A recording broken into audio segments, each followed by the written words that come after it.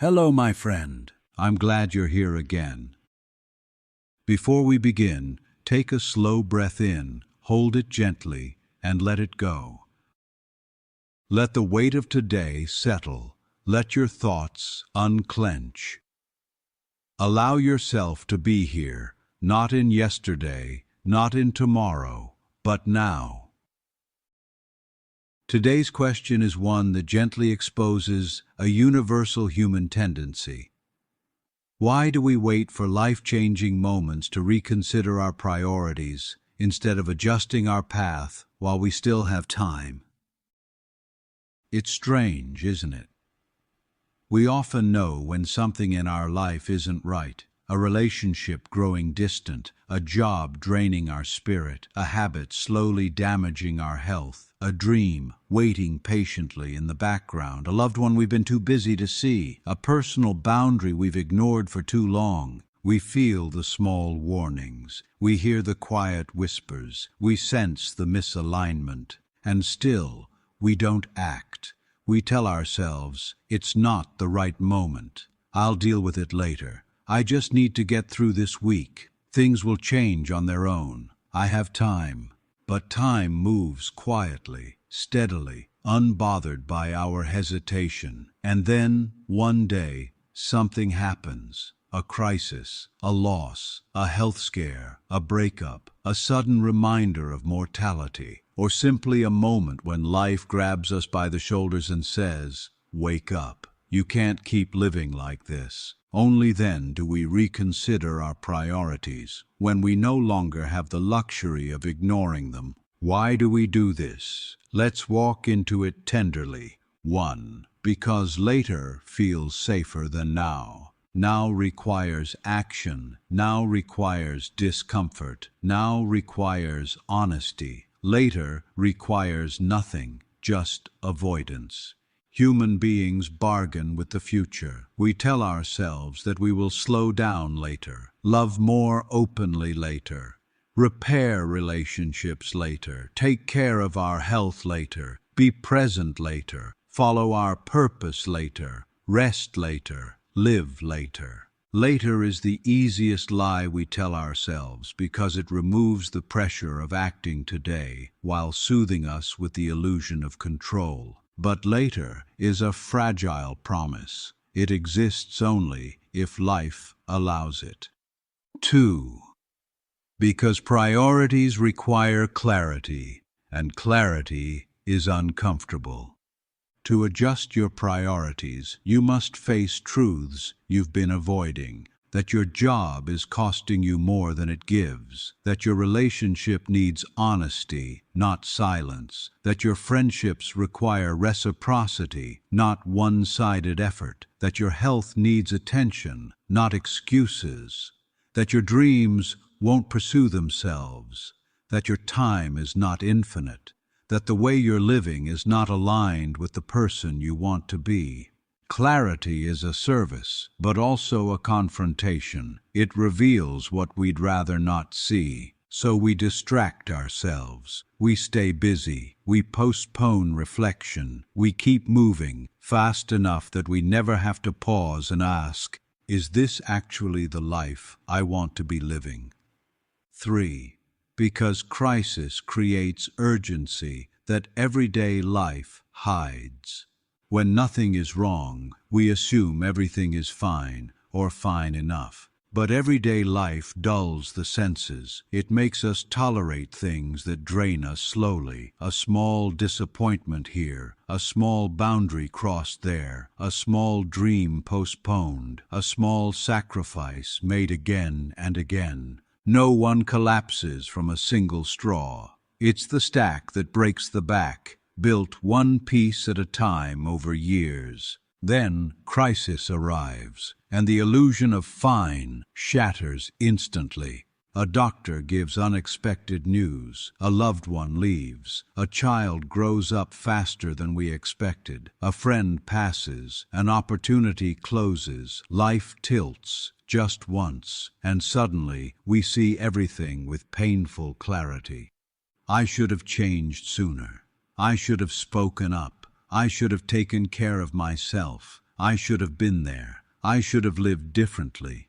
Crisis forces the reflection we avoided. It forces the realignment we postponed. It forces the transformation we feared. But transformation was always necessary. Crisis simply made it undeniable. 4. Because humans confuse movement with meaning. We run through our days, meetings, tasks, responsibilities, obligations. We check boxes. We stay productive. We stay busy. We stay distracted. We mistake motion for progress. We mistake routine for purpose. We mistake efficiency for fulfillment. We rarely ask, why am I doing this? Who am I becoming through this? Does this matter to me? Is this worth my time? We wait until life interrupts us, until the routine crumbles, before we examine what the routine has been creating.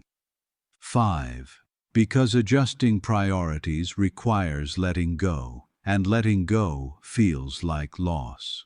To shift your priorities, you must release something. A habit, a belief, a role, a comfort, a coping mechanism, a relationship, a plan, a version of yourself. Letting go means grieving, and grief is painful, even when we're grieving something we no longer want. So we hold on, we cling, we stay where we are, not because it's right, but because it's known.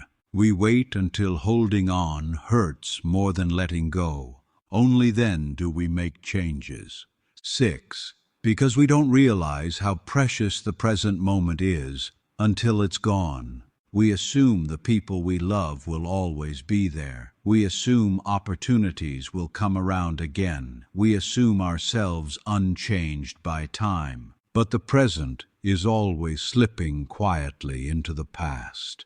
A father once said, "I kept thinking I had time. One day I realized my children grew up while I was planning to spend more time with them."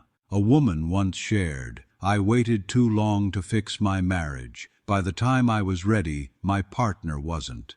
A man recovering from illness said, "I ignored the small signs because I thought I was strong. Now I'm paying for the years I didn't listen."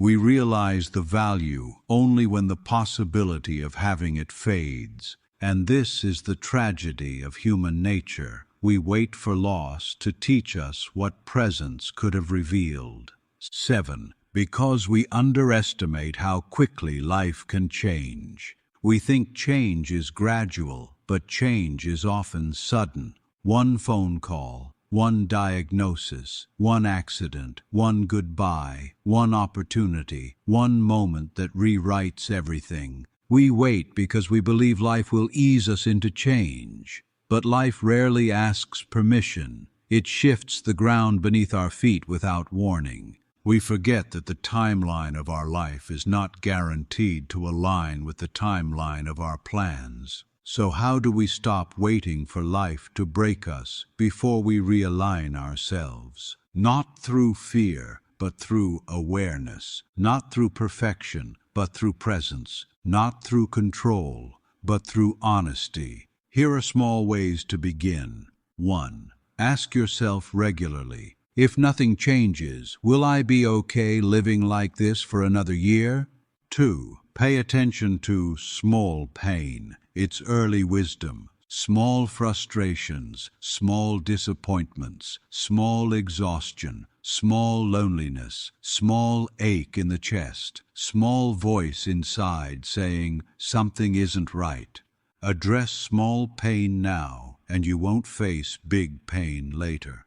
3. Make choices based on alignment, not fear. Fear-based choices delay life. Aligned choices bring you back to it.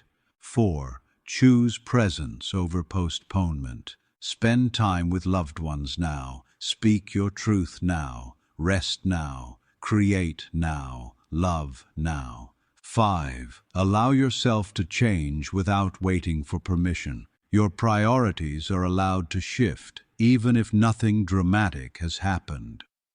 6. Practice micro-adjustments. Small changes prevent catastrophic ones. Sleep an hour earlier. Say no once a week. Spend 10 minutes outdoors. Talk honestly for 5 minutes. Work a little less. Notice more. Small acts of presence reshape entire lives. A final story. A man in his 40s once shared a truth that changed him. He had been working long hours for years, telling himself he was building a future. One evening, he came home early, unexpectedly, and found his daughter asleep on the couch. She was holding a drawing she made of their family. In the picture, she had drawn herself and her mother, but not him.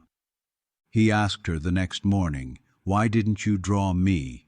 She said without malice, "Because you're always at work." He said those words broke something open in him, not out of guilt, but out of clarity. "I thought I was building a future," he said, "but the future I imagined required me to be present now." He shifted his priorities that week, not after a tragedy, not after a crisis, but after a moment of early truth. He didn't wait for life to force the lesson. He chose to learn it while there was still time. My friend, you do not need a crisis to change your life. You do not need heartbreak to practice love. You do not need illness to start caring for your body. You do not need regret to learn presence. You do not need loss to appreciate what you have. You do not need to hit bottom to rise. You can adjust your path now, gently, slowly, honestly. Listen to the small signs. They are invitations, not threats. They are the universe offering you a quieter path long before the storm arrives. Thank you for being here, for giving yourself this moment to reflect. Stay gentle, stay curious, and stay kind. And if this question spoke to you, continue your journey with us on Yarven's Questions. More stories, more reflections, and more quiet truths are waiting for you. Take care, my friend. Until next time.